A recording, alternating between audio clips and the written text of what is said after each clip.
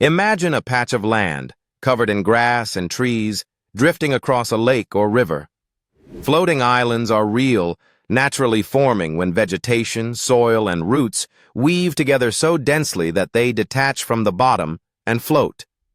These living rafts can support entire mini-forests and even animals.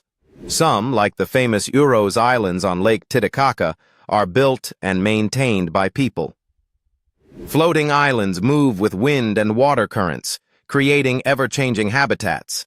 They demonstrate nature's creativity, offering refuge to wildlife and sparking the imagination of all who see them. Please like and subscribe to our channel for more daily fun facts.